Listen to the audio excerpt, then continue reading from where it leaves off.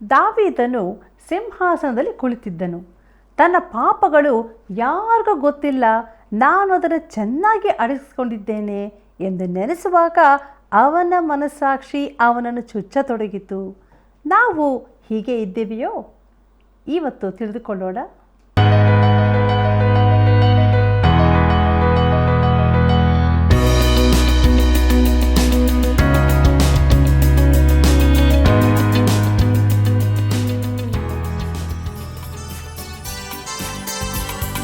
ದೇವರಿಗೆ ಕೃತಜ್ಞತಾ ಸ್ತುತಿ ಮಾಡಿರಿ, ಆತನೇ ಒಳ್ಳೆಯವನು,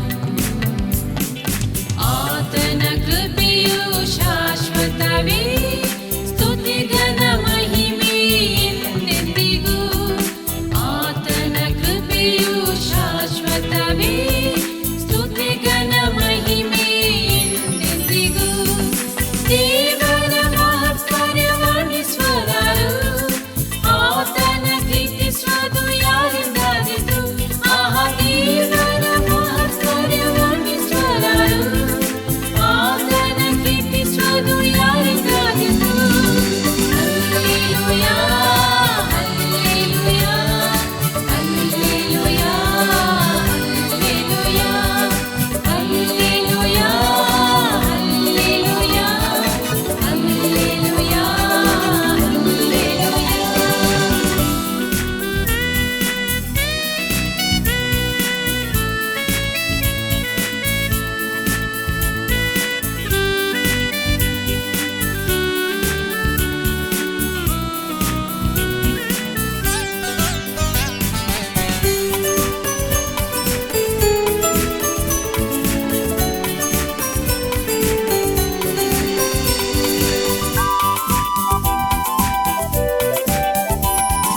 ಬೆಟ್ಟಗಳು ಸ್ಥಳ ಬಿಟ್ಟು ಹೋದರು, ಗುಡ್ಡಗಳು ಕದಲಿದರು, ದೇವರ ಕೃಪೆಯು ನಿನ್ನನ್ನು ಎಂದೆಂದು ಬಿಟ್ಟು ಹೋಗದು, ದೇವರ ಕೃಪೆಯು ನಿನ್ನನ್ನು ಎಂದೆಂದು ಬಿಟ್ಟು ಹೋಗದು. ದೇವರ ಮಹತ್ಕಾರ್ಯ ವರ್ಣಿಸುವರಾರು, ಆತನ ಕೀರ್ತಿಸುವುದು ಯಾರಿಂದಾದೀತು? ಆಹಾ, ದೇವರ ಮಹತ್ಕಾರ್ಯ ವರ್ಣಿಸುವರಾರು, ಆತನ ಕೀರ್ತಿಸುವುದು ಯಾರಿಂದಾದೀತು? ಹಲ್ಲೆಲೂಯಾ, ಹಲ್ಲೆಲೂಯಾ, ಹಲ್ಲೆಲೂಯಾ, ಹಲ್ಲೆಲೂಯಾ, ಹಲ್ಲೆಲೂಯಾ, ಹಲ್ಲೆಲೂಯಾ, ಹಲ್ಲೆಲೂಯಾ, ಹಲ್ಲೆಲೂಯಾ.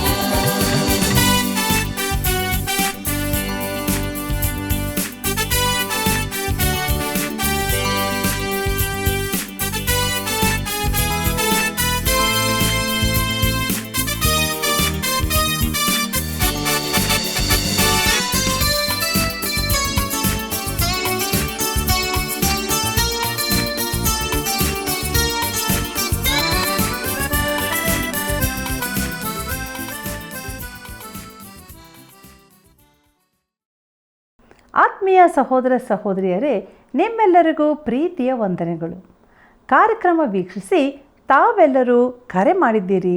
ನಿಮ್ಮೆಲ್ಲರಿಗೂ ಹೃದಯಪೂರ್ವಕವಾದಂಥ ಕೃತಜ್ಞತೆಗಳು.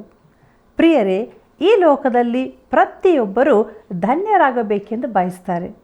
666 ಸಂಖ್ಯೆಯ ಬಗ್ಗೆ ನಾವೇನು ತಿಳಿದುಕೊಂಡಿದ್ದೇವೆ? ಧನ್ಯತೆಯ ಜೀವಿತದ ಬಗ್ಗೆ ನೀವು ತಿಳಿದುಕೊಂಡ ವಿಷಯಗಳನ್ನು ದೇವರ ವಾಕ್ಯದ ಬೆಳಕಿನಲ್ಲಿ ಪರೀಕ್ಷಿಸಿಕೊಳ್ಳೋಣ. ದೇವರ ಉತ್ತರ ತಿಳಿದುಕೊಂಡು ಧನ್ಯರಾಗೋಣ. ಬನ್ನಿರಿ, ನಮ್ಮ ಅಧ್ಯಯನವನ್ನು ಈಗ ಪ್ರಾರಂಭಿಸೋಣ. ಕಳವಳದಿಂದ ಕೂಡಿದ ಬಹುಧನಕ್ಕಿಂತಲೂ ಯೆಹೋವನ ಭಯದಿಂದ ಕೂಡಿದ ಅಲ್ಪಧನವೇ ಲೇಸು. ಕರ್ತನಲ್ಲಿ ಪ್ರೀತಿಯುಳ್ಳ ಸಹೋದರ ಸಹೋದರಿಯರೇ, ನಿಮ್ಮೆಲ್ಲರಿಗೂ ನಮ್ಮ ರಕ್ಷಕನಾದ ಯೇಸು ಕ್ರಿಸ್ತನ ಅತಿ ಮಹಿಮೆಯುಳ್ಳ ನಾಮದಲ್ಲಿ ನನ್ನ ಹೃದಯಪೂರ್ವಕವಾದ ವಂದನೆಗಳು. ದೇವರ ಪರಿಶುದ್ಧವುಳ್ಳ ನಾಮಕ್ಕೆ ಅನಂತ ಸ್ತೋತ್ರವಾಗಲಿ. ಕೀರ್ತನೆಗಳ ಪುಸ್ತಕದ ಅಧ್ಯಯನದಲ್ಲಿ ನಾವು ಮುಂದೆ ಸಾಗುತ್ತಾ ಇದ್ದೇವೆ. 32ನೇ ಕೀರ್ತನೆಯನ್ನು ನಾವು ಅಧ್ಯಯನ ಮಾಡುವಾಗ ಇದರ ಮುಖ್ಯ ಪ್ರಸ್ತಾಪ ಬೋಧನೆಯ ಕೀರ್ತನೆ ಎಂಬುದಾಗಿದೆ. ಕರ್ತನಲ್ಲಿ ಪ್ರೀತಿಯುಳ್ಳ ಸಹೋದರ ಸಹೋದರಿಯರೇ, ಈ ಕೀರ್ತನೆಯನ್ನು ಆತ್ಮಿಕ ರತ್ನ ಎಂದು ಕರೆಯುತ್ತಾರೆ. ಆದರೂ ಅದು ತಪ್ಪಾಗಿ ಅರ್ಥೈಸಲ್ಪಟ್ಟಿದೆ. ಇದು ದಾವೀದನ ಕೀರ್ತನೆ, ಶಿಕ್ಷಣಕ್ಕಾಗಿ ಉಪಯೋಗಿಸುವಂತಾದು. ಈಗಿನ ದಿನಗಳ ಸೆಮಿನರಿಗಳಲ್ಲಿ ಅನೇಕ ಬುದ್ಧಿವಂತರಾದ ಬೋಧಕರು, ಅನೇಕ ಪ್ರಬೋಧನಾ ಕಾರ್ಯಕ್ರಮಗಳು ಸೇರಿಕೊಂಡಿರುತ್ತವೆ. ಅವರು ಬುದ್ಧಿವಂತಿಕೆಗೆ ಮಹತ್ವ ಕೊಡುತ್ತಾರೆ. ಆದರೆ ಅವರು ಈ ಕೀರ್ತನೆಯ ಕಡೆಗೆ ತಿರುಗಿಕೊಂಡು ದೇವರು ಇಸ್ರಾಯೇಲರಿಗೆ ಒಂದು ಭವಿಷ್ಯವನ್ನು ಇಟ್ಟಿದ್ದಾನೆ ಎಂಬುದನ್ನು ತಿಳಿದುಕೊಳ್ಳುವುದು ಅವಶ್ಯ. ಆದರೆ ಅದಕ್ಕೆ ಆತ್ಮಿಕ ತಿಳುವಳಿಕೆ ಬೇಕಾಗುತ್ತದೆ. ಕರ್ತನಲ್ಲಿ ಪ್ರಿಯರೇ, ಇಸ್ರಾಯೇಲರಿಗೆ ಮುಂದೆ ಬರಲಿರುವ ಸಂಕಟದ ಕುರಿತು ಮಾತನಾಡುವಾಗ ಕರ್ತನಾದ ಯೇಸು ಹೇಳಿದ್ದಾನೆ, ಆದುದರಿಂದ ಪ್ರವಾದಿಯಾದ ದಾನಿಯೇಲನು ಹೇಳಿದಂಥ ಹಾಳು ಮಾಡುವ ಅಸಹ್ಯ ವಸ್ತುವು ಪವಿತ್ರ ಸ್ಥಾನದಲ್ಲಿ ನಿಂತಿರುವುದನ್ನು ನೀವು ಕಾಣುವಾಗ ಇದನ್ನು ಓದುವವನು ತಿಳುಕೊಳ್ಳಲಿ ಎಂಬುದಾಗಿ. ಮತ್ತಾಯನು ಬರೆದ ಸುವಾರ್ತೆ 24ನೇ ಅಧ್ಯಾಯ 15ನೇ ವಚನದಲ್ಲಿ ಇದನ್ನು ಓದುತ್ತೇವೆ. ಪ್ರಿಯರೇ, ಕರ್ತನ ಮಾತಿನ ಅರ್ಥವೇನೆಂದರೆ, ದಾನಿಯೇಲನು ಹೇಳಿದ ಅಸಹ್ಯ ವಸ್ತುವು ಏನೆಂದು ನನಗೆ ತಿಳಿದಿಲ್ಲ. ಇದರ ಕುರಿತು ವಿವರಿಸಿದ ಅನೇಕ ಪುಸ್ತಕಗಳನ್ನು ನಾನು ಓದಿದ್ದೇನೆ, ಆದರೆ ಯಾರೂ ಸರಿಯಾಗಿ ಈ ಕುರಿತು ತಿಳಿಸಲಾಗಿಲ್ಲ ಮತ್ತು ನಾನು ಅದನ್ನು ನಿರೀಕ್ಷಿಸಲೂ ಇಲ್ಲ. ನಾನು ಕರ್ತನಾದ ಯೇಸು ಕ್ರಿಸ್ತನಿಗಾಗಿ ಕಾಯುತ್ತಿದ್ದೇನೆ. ಮತ್ತಾಯನು ಬರೆದ ಸುವಾರ್ತೆ 24ನೇ ಅಧ್ಯಾಯ 15ನೇ ವಚನದ ಕೊನೆಗೆ ಹೀಗಿದೆ, ಇದನ್ನು ಓದುವವನು ತಿಳುಕೊಳ್ಳಲಿ ಎಂಬುದಾಗಿ. ಪ್ರಿಯರೇ, ಪ್ರಕಟಣೆ 6ರಿಂದ 18ನೇವರೆಗಿನ ಅಧ್ಯಾಯಗಳಲ್ಲಿ ಮಹಾಸಂಕಟ ಕಾಲದ ಕುರಿತಾಗಿ ಹೆಚ್ಚಿನ ಸಂಗತಿಗಳು ತಿಳಿಸಲ್ಪಟ್ಟಿವೆ. ಮುಂದೆ ಬರಲಿರುವ 2 ಮೃಗಗಳ ಹಾಗೂ ಲೋಕ ನಾಯಕತ್ವದ ಕುರಿತು ಹೇಳುವ ಪ್ರಕಟಣೆ 13ರಲ್ಲಿ ಹೀಗೆ ಬರೆದಿದೆ, ಇದರಲ್ಲಿ ಜ್ಞಾನವು ಅಡಕವಾಗಿದೆ. ಬುದ್ಧಿವಂತನು ಆ ಮೃಗದ ಅಂಕೆಯನ್ನು ಎಣಿಸಲಿ. ಅದು ಒಬ್ಬ ಮನುಷ್ಯನನ್ನು ಸೂಚಿಸುವ ಅಂಕೆಯಾಗಿದೆ. ಅದರ ಅಂಕೆಯು 666 ಎಂಬುದಾಗಿ. ಪ್ರಕಟಣೆ 13:18ನೇ ವಚನದಲ್ಲಿ ಇದನ್ನು ಓದುತ್ತೇವೆ. ಪ್ರಿಯರೇ, ಈ 666 ಸಂಖ್ಯೆಯ ವಿಷಯದಲ್ಲಿ ಅನೇಕ ಪುಸ್ತಕಗಳು ಬರೆಯಲ್ಪಟ್ಟಿವೆ. ಈ ಸಂಖ್ಯೆಯ ಅರ್ಥವೇನೆಂದು ತಿಳಿಯ ಬಯಸುತ್ತೀರಾ? ನನಗಂತೂ ಗೊತ್ತಿಲ್ಲ. ಈ ಕುರಿತು ಗ್ರಂಥಗಳನ್ನು ಬರೆದವರಿಗೂ ಸರಿಯಾಗಿ ಗೊತ್ತಿಲ್ಲ. ಅವರು ಊಹೆ ಮಾಡಿದಾರಷ್ಟೇ. ಒಂದು ದಿನ ದೇವರು ತನ್ನ ಜನರಿಗೆ ಇದರ ಮರ್ಮವನ್ನು ಪ್ರಕಟಿಸಲಿದ್ದಾನೆ. 32ನೇ ಕೀರ್ತನೆಯು ಬೋಧನಾಪ್ರದವಾದದ್ದು. ಮುಂದಿನ ದಿನಗಳಲ್ಲಿ ದೇವಜನರಿಗೆ ಅದು ಶಿಕ್ಷಣವನ್ನು ಒದಗಿಸುವಂಥದ್ದು. ಸದ್ಯಕ್ಕೆ ಅದು ನಮಗೆ ಒಂದು ಬೋಧನಾಪ್ರದವಾದ ಕೀರ್ತನೆಯಾಗಿದೆ. ಪ್ರಿಯರೇ, ಈ 32ನೇ ಕೀರ್ತನೆಯನ್ನು ಪಶ್ಚಾತ್ತಾಪದ ಪ್ರಾರ್ಥನೆ ಎಂದು ಕರೆಯುತ್ತಾರೆ. ದಾವೀದನ ಪಾಪದರಿಕೆಯ ಕೀರ್ತನೆ. ನಾನು ಅದನ್ನು ಒಪ್ಪುವುದಿಲ್ಲ. ನಾತಾನನು ದಾವೀದನಿಗೆ, ನೀನೇ ಆ ಮನುಷ್ಯನು ಎಂದು ಹೇಳಿದಾಗ ದಾವೀದನು ಮಾಡಿದ ಪಾಪದ ಅರಿಕೆಯ ಪ್ರಾರ್ಥನೆಯು 51ನೇ ಕೀರ್ತನೆಯಲ್ಲಿದೆ. ಅದರಲ್ಲಿ ಅವನು ಕ್ಷಮಾಪಣೆ ಕೇಳಿಕೊಳ್ಳುತ್ತಾನೆ. ಕರ್ತನಲ್ಲಿ ಪ್ರಿಯರೇ, 32ನೇ ಕೀರ್ತನೆಯಲ್ಲಿ ಪಾಪದ ಅರಿಕೆ, ದೊರೆತ ಕ್ಷಮಾಪಣೆ, ಪುನಃಸ್ಥಾಪಿಸಲ್ಪಟ್ಟಾಗ ದೊರೆತ ಆಶೀರ್ವಾದಗಳ ಕುರಿತು ಬರೆದಿದೆ. ಕೀರ್ತನೆ 51, 12 ಮತ್ತು 13ನೇ ವಚನಗಳಲ್ಲಿ ದಾವೀದನು, ನಿನ್ನ ರಕ್ಷಣಾನಂದವನ್ನು ನಾನು ತಿರುಗಿ ಅನುಭವಿಸುವಂತೆ ಮಾಡು, ನನ್ನಲ್ಲಿ ಸಿದ್ಧ ಮನಸ್ಸನ್ನು ಹುಟ್ಟಿಸಿ ನನಗೆ ಆಧಾರನಾಗು. ಆಗ ನಿನ್ನ ಮಾರ್ಗವನ್ನು ದ್ರೋಹಿಗಳಿಗೆ ಬೋಧಿಸುವೆನು, ಪಾಪಿಗಳು ನಿನ್ನ ಕಡೆಗೆ ತಿರುಗಿಕೊಳ್ಳುವರು ಎಂದಿದೆ. ಪ್ರಿಯರೇ, ದೇವರು ತನ್ನ ಪಾಪವನ್ನು ಕ್ಷಮಿಸಿದರೆ ತಾನು ದೇವರ ಮಾರ್ಗಗಳನ್ನು ಪಾಪಿಗಳಿಗೆ ಬೋಧಿಸುವೆನು ಎಂದು ದಾವೀದನು ಹೇಳುತ್ತಾನೆ. 32ನೇ ಕೀರ್ತನೆಯಲ್ಲಿ ದಾವೀದನು ಇದನ್ನೇ ಮಾಡುತ್ತಿದ್ದಾನೆ. ಆದ್ದರಿಂದ 32ನೇ ಕೀರ್ತನೆಯು ಪಾಪದ ಅರಿಕೆಯದಲ್ಲ, ಬೋಧನೆಯದ್ದು. ಕೀರ್ತನೆ 32 1ನೇ ವಚನ ಹೀಗೆ ಹೇಳುತ್ತದೆ, ಯಾವನ ದ್ರೋಹವು ಪರಿಹಾರವಾಗಿದೆಯೋ, ಯಾವನ ಪಾಪವು ಕ್ಷಮಿಸಲ್ಪಟ್ಟಿದೆಯೋ ಅವನೇ ಧನ್ಯನು ಎಂಬುದಾಗಿ. ಪ್ರಿಯರೇ, ಇಲ್ಲಿ ದಾವೀದನು ಬೋಧನೆ ಕೊಡುತ್ತಿದ್ದಾನೆ. ತಾನು ದೇವರಿಗೆ ಪಾಪಗಳನ್ನು ಅರಿಕೆ ಮಾಡಿದ್ದೇನೆ, ತನಗೆ ಕ್ಷಮಾಪಣೆಯೂ ಪೂರ್ಣ ಪುನಃಸ್ಥಾಪನೆಯೂ ದೊರಕಿದೆ, ದೇವರಲ್ಲಿ ತನಗೆ ಆಶ್ರಯ ದೊರಕಿದೆ, ಬಿಡುಗಡೆಯ ಸಂಗೀತ ತನ್ನಲ್ಲಿ ಹೊರಟಿದೆ ಎಂದು. ಪ್ರಿಯರೇ, ಇಲ್ಲಿ ಧನ್ಯನು ಎಂಬ ಪದಕ್ಕೆ ಸಂತೋಷಭರಿತನು ಎಂಬ ಅರ್ಥವಿದೆ. ಈ ಪದವನ್ನು ನಾವು 1ನೇ ಕೀರ್ತನೆಯಲ್ಲಿಯೂ ನೋಡಿದ್ದೇವೆ. ಯಾವನು ದುಷ್ಟರ ಆಲೋಚನೆಯಂತೆ ನಡೆಯದೆ, ಪಾಪಾತ್ಮರ ಮಾರ್ಗದಲ್ಲಿ ನಿಂತುಕೊಳ್ಳದೆ, ಧರ್ಮನಿಂದಕರೊಡನೆ ಕೂತುಕೊಳ್ಳದೆ ಎಂಬುದಾಗಿ 1ನೇ ಕೀರ್ತನೆ 1ನೇ ವಚನದಲ್ಲಿ ಬರೆದದೆ. ಪ್ರಿಯರೇ, 1ನೇ ಕೀರ್ತನೆಯ ಧನ್ಯತೆಯು ಒಬ್ಬ ಪರಿಪೂರ್ಣ ವ್ಯಕ್ತಿಗೆ ಮಾತ್ರ ದೊರಕುವಂತಾದು. ನಡೆಯದೆ, ನಿಂತುಕೊಳ್ಳದೆ, ಕೂತುಕೊಳ್ಳದೆ ಇತ್ಯಾದಿ. ಪರಿಪೂರ್ಣ ವ್ಯಕ್ತಿಯು ಏನನ್ನು ಮಾಡುವುದಿಲ್ಲ ಎಂಬುದಾಗಿ ಅಲ್ಲಿ ಹೇಳಿದೆ. ಯೆಹೋವನ ಧರ್ಮಶಾಸ್ತ್ರದಲ್ಲಿ ಆನಂದ ಪಡುವವನಾಗಿ ಕೀರ್ತನೆ 1:2 ಆ ಧರ್ಮಶಾಸ್ತ್ರವು ನಮ್ಮನ್ನು ಖಂಡಿಸುತ್ತದೆ. ಅದು ಕ್ರಿಸ್ತ ಯೇಸುವನ್ನು ದೋಷಿ ಎಂದು ಹೇಳಲಿಲ್ಲ. ಆಜ್ಞೆ ನಿಯಮಗಳಲ್ಲಿ ಬರೆಯಲ್ಪಟ್ಟ ಧರ್ಮಶಾಸ್ತ್ರವು ಮಾನವನಿಗೆ ಆಶೀರ್ವಾದವನ್ನು ತರಲಾರದು. ಅದು ಮಾನವನು ತೋರಿಸಲಾಗದ ಪರಿಪೂರ್ಣ ವಿಧೇಯತೆಯನ್ನು ಕೇಳುತ್ತದೆ. ಆದ್ದರಿಂದ ಅದು ಮನುಷ್ಯನ ಮೇಲೆ ಶಾಪವನ್ನೇ ತಿಳಿಸುತ್ತದೆ. ಗಲಾತ್ಯದವರಿಗೆ ಬರೆದ ಪತ್ರಿಕೆ 3:10 ಹೀಗಿದೆ: ನೇಮ ನಿಷ್ಠೆಗಳನ್ನು ಆಧಾರ ಮಾಡಿಕೊಳ್ಳುವವರೆಲ್ಲರೂ ಶಾಪಾಧೀನರಾಗಿದ್ದಾರೆ. ಹೇಗೆಂದರೆ ಧರ್ಮಗ್ರಂಥದೊಳಗೆ ಬರೆದಿರುವವುಗಳನ್ನೆಲ್ಲ ನಿತ್ಯವೂ ಕೈಕೊಳ್ಳದಿರುವ ಪ್ರತಿಯೊಬ್ಬನೂ ಶಾಪಗ್ರಸ್ತನೆಂದು ಶಾಸ್ತ್ರದಲ್ಲಿ ಬರೆದದೆ ಎಂಬುದಾಗಿ. ಕರ್ತನಲ್ಲಿ ಪ್ರಿಯರೇ, ತಾನು ದೇವರ ಕಟ್ಟಳೆಗಳನ್ನು ಪೂರ್ಣವಾಗಿ ಕೈಕೊಂಡಿದ್ದೇನೆಂದು ಯಾರೂ ಹೇಳಲು ಸಾಧ್ಯವಿಲ್ಲ. ನೀನು ಶಾಸ್ತ್ರಕ್ಕೆ ಸರಿಯಾಗಿದ್ದೇನೆಂದು ಹೇಳುವುದಾದರೆ ದೇವರ ಬಲಗಡೆಯ ಸ್ಥಾನವನ್ನು ಕ್ರಿಸ್ತನ ಬದಲಾಗಿ ನೀನು ಹೊಂದಿಕೊಳ್ಳಬಹುದು. ನೀನು ಪರಿಪೂರ್ಣನಾಗಿರುವುದಾದರೆ ಅದು ನಿನ್ನ ಸ್ಥಾನವಾಗಿದೆ. ಆದರೆ ನಾವಾರೂ ಪರಿಪೂರ್ಣರಲ್ಲ, ಕ್ರಿಸ್ತನು ಮಾತ್ರ ಪರಿಪೂರ್ಣನು. ಪ್ರೀತಿಯುಳ್ಳ ದೇವಜನರೇ, ಪಾಪಗಳು ಕ್ಷಮಿಸಲ್ಪಟ್ಟವನ ಧನ್ಯತೆಯನ್ನು ಕೀರ್ತನೆ 32:1 ತಿಳಿಸಿದೆ. ಕ್ರಿಸ್ತನು ನಮ್ಮ ಪಾಪಗಳಿಗಾಗಿ ಸತ್ತನು. ಪಾಪಿಗಳ ಬದಲಿಗೆ ಅನುಭವಿಸಿದ ಆತನ ಮರಣದಲ್ಲಿ ಆತನು ದೇವರ ನೀತಿಗೆ ಅಗತ್ಯವಾದದ್ದನ್ನು ಪೂರೈಸಿದನು. ಆದ್ದರಿಂದ ಪರಿಶುದ್ಧನಾದ ದೇವರು ಈಗ ನ್ಯಾಯವಂತನೂ ರಕ್ಷಕನೂ ಆಗಬಹುದಾಗಿದೆ.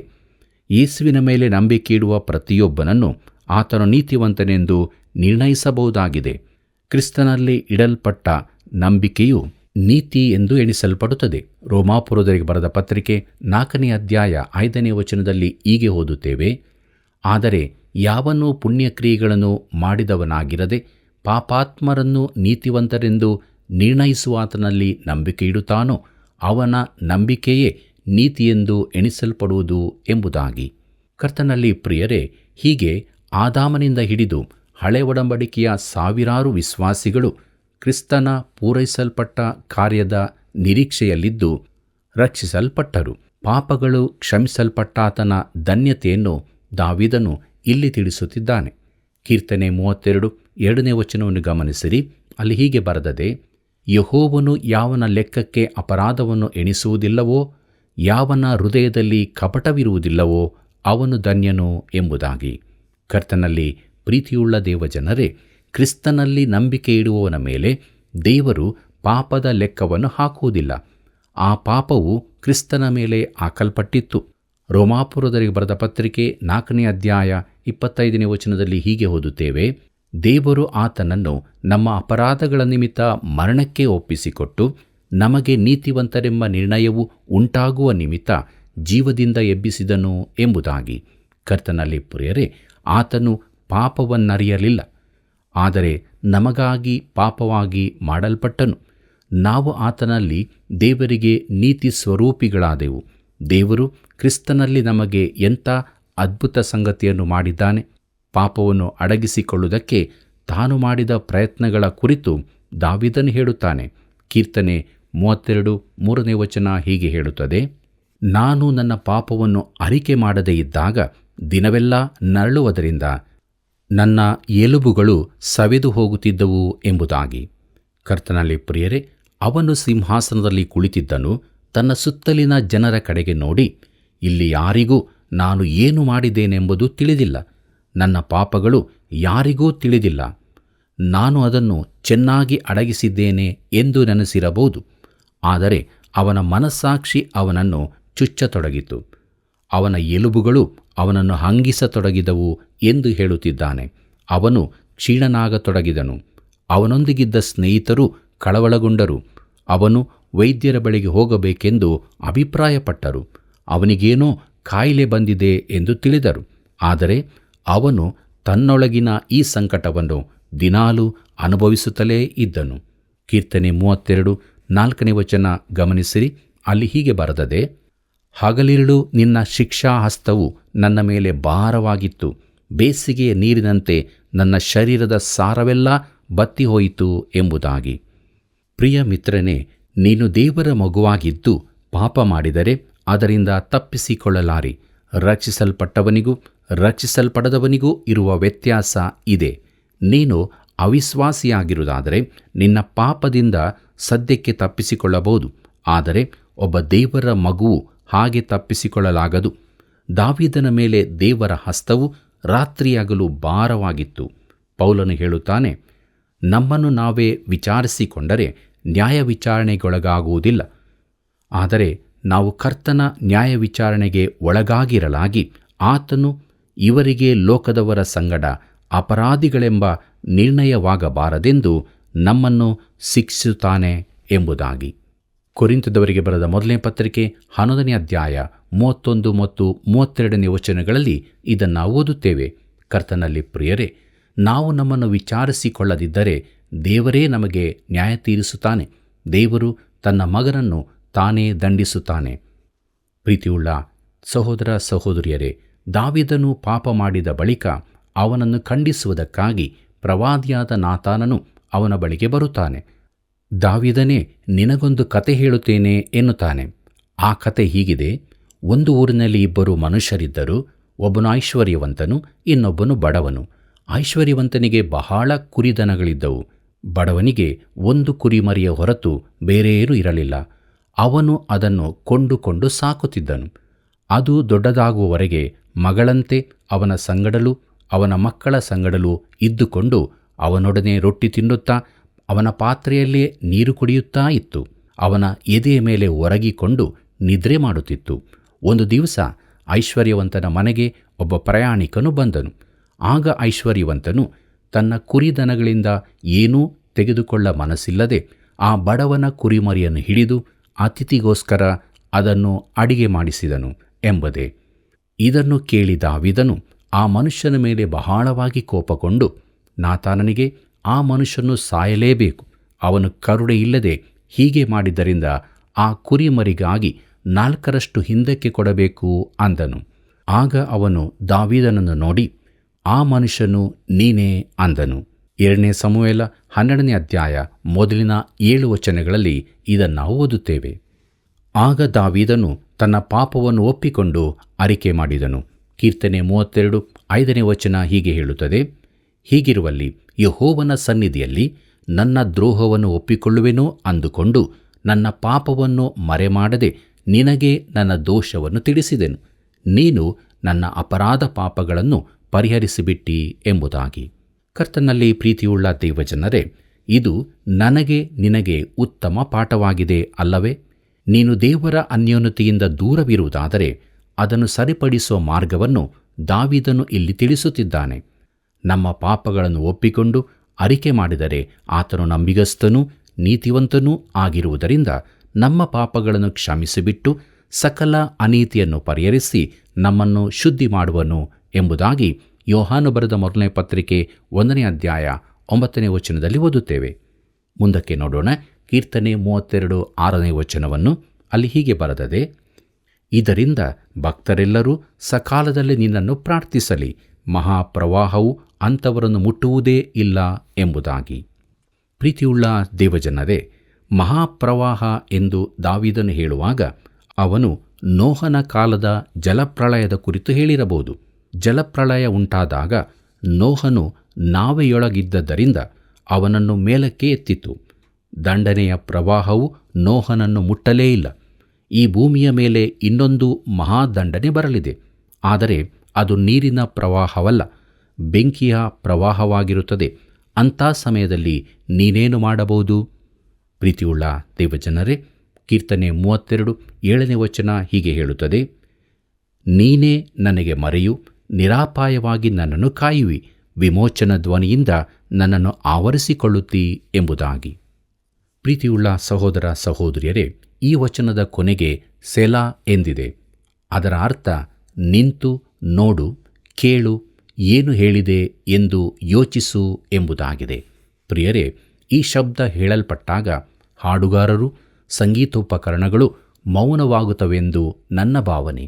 ಹಾಡಿದ್ದರ ಕುರಿತಾಗಿ ಯೋಚಿಸುವ ಮೌನ ಸಮಯ ಇದಾಗಿತ್ತು. ಪ್ರಿಯ ಸ್ನೇಹಿತನೇ, ಯೋಚಿಸು. ದೇವರೊಂದಿಗಿನ ಅನ್ಯೋನ್ಯತೆ ಕಳಕೊಂಡಿದೆಯೋ? ಮರೆಗೆ ಸ್ಥಳ ಬೇಕೋ? ದೇವರೇ ನಿನಗೆ ಮರೆಯಾಗುವ ಸ್ಥಳವಾಗಿದ್ದಾನೆ. ಕೀರ್ತನೆ 32 8ನೇ ವಚನವನ್ನು ಗಮನಿಸಿರಿ. ಅಲ್ಲಿ ಹೀಗೆ ಬರೆದದೆ, ಯೆಹೋವನು ನಿನ್ನನ್ನು ಉಪದೇಶಿಸಿ ನಡೆಯಬೇಕಾದ ಮಾರ್ಗವನ್ನು ತಿಳಿಸುವೆನು, ನಿನ್ನನ್ನು ಕಟಾಕ್ಷಿಸಿ ಆಲೋಚನೆ ಹೇಳುವೆನು ಅನ್ನುತ್ತಾನಲ್ಲ ಎಂಬುದಾಗಿ. ಕರ್ತನಲ್ಲಿ ಪ್ರಿಯರೇ, ಆತನ ಕಣ್ಣಿನಿಂದ ನಿನ್ನನ್ನು ನಡೆಸಬೇಕಾದರೆ ನೀನು ಆತನಿಗೆ ಅತಿ ಸಮೀಪವಾಗಿರಬೇಕಾಗಿದೆ. ಮುಂದೆ ಒಂದು ಹಾಸ್ಯ ರೀತಿಯ ಹೋಲಿಕೆ ಕೊಡಲ್ಪಟ್ಟಿದೆ. ಅದೇನೆಂಬುದಾಗಿ ನೋಡೋಣ. ಕೀರ್ತನೆ 32 9ನೇ ವಚನವನ್ನು ಗಮನಿಸಿರಿ. ಅಲ್ಲಿ ಹೀಗೆ ಬರೆದದೆ, ಆದದರಿಂದ ನೀವು ವಿವೇಕಹೀನರಾಗಿ ಕುದುರೆಯಂತಾಗಲಿ ಹೇಸರ ಕತ್ತೆಯಂತಾಗಲಿ ಇರಬೇಡಿರಿ. ಅವುಗಳು ಬಾರು ಕಡಿವಾಣಗಳಿಂದಲ್ಲದೆ ಸ್ವಾಧೀನವಾಗುವುದಿಲ್ಲವಷ್ಟೇ ಎಂಬುದಾಗಿ. ಪ್ರೀತಿಯುಳ್ಳ ಸಹೋದರ ಸಹೋದರಿಯರೇ, ಅನೇಕ ಕ್ರೈಸ್ತರು ದೇವರ ಚಿತ್ತಾನುಸಾರ ನಡೆಯುವುದಿಲ್ಲ. ಅವರು ತಮ್ಮದೇ ಸಾಮ್ರಾಜ್ಯದಲ್ಲಿರುತ್ತಾರೆ. ಆದರೂ ಎಸ್ತೇರಳ ಪುಸ್ತಕದಲ್ಲಿರುವಂತೆ ದೇವರು ಅವರನ್ನು ನಡೆಸುತ್ತಾನೆ. ದೇವರಿಂದ ನಡೆಸಲ್ಪಡಲು ಒಪ್ಪದ ವಿಶ್ವಾಸಿಯನ್ನು ಕುದುರೆಗೆ ಹೋಲಿಸುತ್ತಾರೆ. ಟೆಕ್ಸಾಸಿನಲ್ಲಿದ್ದ ಒಬ್ಬನ ವೃತ್ತಾಂತ ನೆನಪಿಗೆ ಬರುತ್ತದೆ. ಅವನು ತನ್ನ ಸ್ನೇಹಿತನನ್ನು ಭೇಟಿ ಮಾಡಲು ಹೋದನು. ಆ ಸ್ನೇಹಿತನ ಬಳಿ ಒಂದು ಕತ್ತೆ ಇತ್ತು. ಅವನು ತನ್ನ ಗಾಡಿಗೆ ಕತ್ತೆಯನ್ನು ಕಟ್ಟಿ ಆ ಗಾಡಿಯಲ್ಲಿ ಹೊರಗೆ ಹೋಗಲು ಸಿದ್ಧನಾದನು. ಹೊರಡುವ ಮೊದಲು ಆ ಮಿತ್ರನು ಕತ್ತೆಯ ತಲೆಗೆ ಒಂದು ಹಲಗೆಯಿಂದ ಹೊಡೆದನು. ಯಾಕೆ ಎಂದು ಕೇಳಿದಾಗ ಅದರ ಗಮನ ಸೆಳೆಯುವುದಕ್ಕೆ ಎಂದು ಹೇಳಿದನು. ಪ್ರಿಯರೇ, ನಮ್ಮಲ್ಲಿ ಅನೇಕರು ಆ ಕತ್ತೆಯಂತೆ ಇದ್ದೇವೆ. ಆದ್ದರಿಂದಲೇ ಈ ಕೀರ್ತನೆಯಲ್ಲಿ ಹೇಳುತ್ತದೆ, ನೀವು ವಿವೇಕಹೀನರಾಗಿ ಕುದುರೆಯಂತಾಗಲಿ ಹೇಸರ ಕತ್ತೆಯಂತಾಗಲಿ ಇರಬೇಡಿರಿ. ಅವುಗಳು ಬಾರು ಕಡಿವಾಣಗಳಿಂದಲ್ಲದೆ ಸ್ವಾಧೀನವಾಗುವುದಿಲ್ಲವಷ್ಟೇ ಎಂಬುದಾಗಿ. ಪ್ರಿಯರೇ, ಒಳ್ಳೆಯ ಮಾತಿನೊಂದಿಗೆ ಈ ಕೀರ್ತನೆ ಕೊನೆಗೊಳ್ಳುತ್ತದೆ. ಕೀರ್ತನೆ 32 10 ಮತ್ತು 11ನೇ ವಚನವನ್ನು ಗಮನಿಸಿರಿ. ಅಲ್ಲಿ ನಾವು ಹೀಗೆ ನೋಡುತ್ತೇವೆ, ದುಷ್ಟರಿಗೆ ಅನೇಕ ಕಷ್ಟ ನಷ್ಟಗಳು ಉಂಟಾಗುವವು, ಆದರೆ ಯೆಹೋವನಲ್ಲಿ ಭರವಸವಿಟ್ಟವರನ್ನು ಆತನ ಕೃಪೆಯು ಆವರಿಸಿಕೊಳ್ಳುವುದು. ನೀತಿವಂತರೇ, ಯೆಹೋವನಲ್ಲಿ ಸಂತೋಷಿಸುತ್ತಾ ಉಲ್ಲಾಸವಾಗಿರಿ.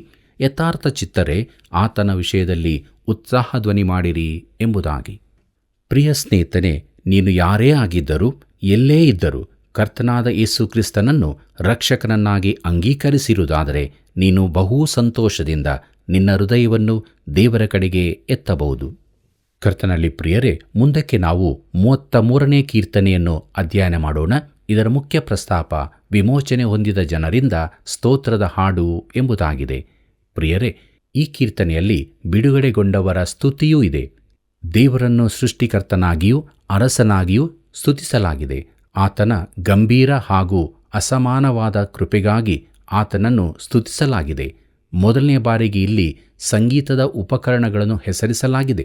ಇದು ಅನಾಮಧೇಯ ಕೀರ್ತನೆಯಾಗಿದೆ. ಯಾಕಂದರೆ ಇದನ್ನು ರಚಿಸಿದವನ ಹೆಸರು ತಿಳಿಸಿಲ್ಲ. ಇದು ದಾವೀದನು ಬರೆದಿಲ್ಲದ ಕೀರ್ತನೆಗಳ ಸಾಲಿಗೆ ಸೇರುತ್ತದೆ. ಕೀರ್ತನೆ 33 1ನೇ ವಚನ ಹೀಗೆ ಹೇಳುತ್ತದೆ, ನೀತಿವಂತರೇ, ಯೆಹೋವನ ವಿಷಯದಲ್ಲಿ ಉಲ್ಲಾಸ ಧ್ವನಿ ಮಾಡಿರಿ. ಯಥಾರ್ಥ ಚಿತ್ತರು ಆತನನ್ನು ಸ್ತುತಿಸುವುದು ಯುಕ್ತವಾಗಿದೆ ಎಂಬುದಾಗಿ. ಪ್ರಿಯರೇ, ನಾವು ದೇವರ ಸನ್ನಿಧಿಯಲ್ಲಿ ಸಂತೋಷಪಡತಕ್ಕದ್ದು. ಇದು ಸ್ತುತಿಯ ಒಂದು ಸುಂದರ ಕೀರ್ತನೆಯಾಗಿದೆ. ಇದು ದಾವೀದನ ರಚನೆಯಂತೆ ಕಾಣುತ್ತದೆ. ಅವನೇ ಬರೆದಿರಲಿಕ್ಕೂ ಸಾಕು. ಕೀರ್ತನೆ 32 2ನೇ ವಚನವನ್ನು ಗಮನಿಸಿರಿ. ಅಲ್ಲಿ ಹೀಗೆ ಬರೆದದೆ, ಕಿನ್ನರಿಯನ್ನು ನುಡಿಸುತ್ತಾ ಯೆಹೋವನನ್ನು ಕೊಂಡಾಡಿರಿ. 10 ತಂತಿಗಳ ಸ್ವರಮಂಡಲವನ್ನು ಬಾರಿಸುತ್ತಾ ಸಂಕೀರ್ತಿಸಿರಿ ಎಂಬುದಾಗಿ. ಕರ್ತನಲ್ಲಿ ಪ್ರಿಯರೇ, ಸ್ವರಮಂಡಲವೆಂಬುದು ಒಂದು ತಂತಿ ವಾದ್ಯವಾಗಿದೆ. ಪ್ರಿಯರೇ, ಕೊನೆಯದಾಗಿ ಕೀರ್ತನೆ 33 3ನೇ ವಚನವನ್ನು ಗಮನಿಸಿರಿ. ಅಲ್ಲಿ ಹೀಗೆ ನೋಡುತ್ತೇವೆ, ಆತನ ಘನಕ್ಕಾಗಿ ನೂತನ ಕೀರ್ತನೆಯನ್ನು ಹಾಡಿರಿ, ಉತ್ಸಾಹ ಧ್ವನಿಯೊಡನೆ ಇಂಪಾಗಿ ಬಾರಿಸಿರಿ ಎಂಬುದಾಗಿ. ಪ್ರೀತಿಯುಳ್ಳ ದೇವಜನರೇ, ನಾವು ಕರ್ತನಿಗೆ ನೂತನ ಕೀರ್ತನೆಯನ್ನು ಹಾಡಬೇಕಾಗಿದೆ. ಆ ನೂತನ ಕೀರ್ತನೆ ಯಾವುದು? ಮುಂದಕ್ಕೆ ಹಾಡಬೇಕಾಗಿರುವ ಹೊಸ ಹಾಡಿನ ಕುರಿತಾಗಿ ಅನೇಕ ಕೀರ್ತನೆಗಳಲ್ಲಿ ಹೇಳಲಾಗಿದೆ. ಈ ನೂತನ ಹಾಡನ್ನು ಹಾಡಲು ಸಮಯ ಬಂದಾಗ ಹೊಸದಾದ ಹಾಡುಗಾರರು ಬರುವರೆಂದು ನನ್ನ ಭಾವನೆ. ನನಗೆ ಆ ಹೊಸ ದೇಹ ದೊರಕುತ್ತದೆ.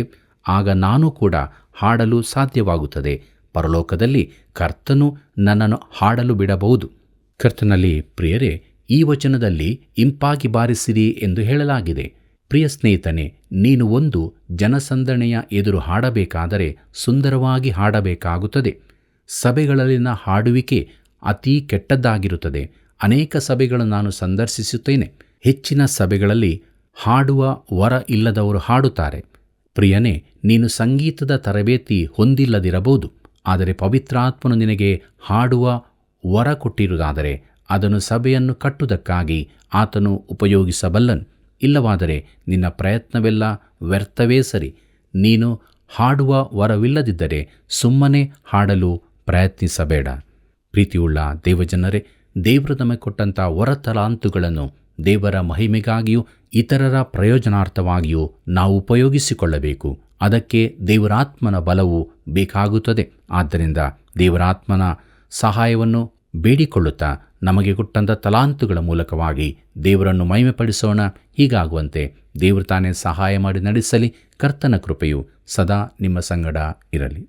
ಪ್ರಿಯರೇ, ದಾನಿಯೇಲನ ಪ್ರವಾದನೆಯಲ್ಲಿ ಹೇಳಲ್ಪಟ್ಟಂಥ ಅಸಹ್ಯ ವಸ್ತು 666 ಸಂಖ್ಯೆ ಬಗ್ಗೆ ನಮ್ಮದೇ ಆದ ವಿವರಣೆಗಳು ನೀಡುವುದು ತಪ್ಪು.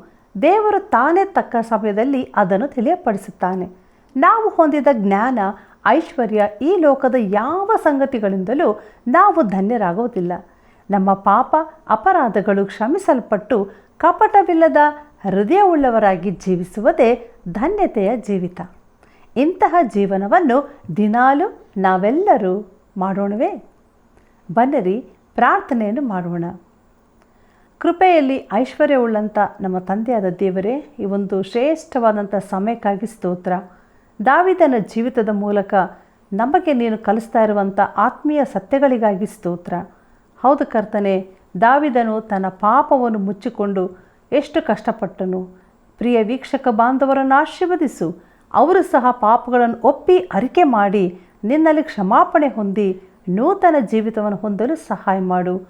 ಅವರನ್ನು ಆಶೀರ್ವದಿಸಿ ಅವರ ಎಲ್ಲ ಅವಶ್ಯಕತೆಗಳನ್ನು ಪೂರೈಸಬೇಕೆಂದು ಯೇಸುವಿನ ನಾಮದಲ್ಲಿ ಬೇಡಿದ್ದೇವೆ. ಆಮೇನ್.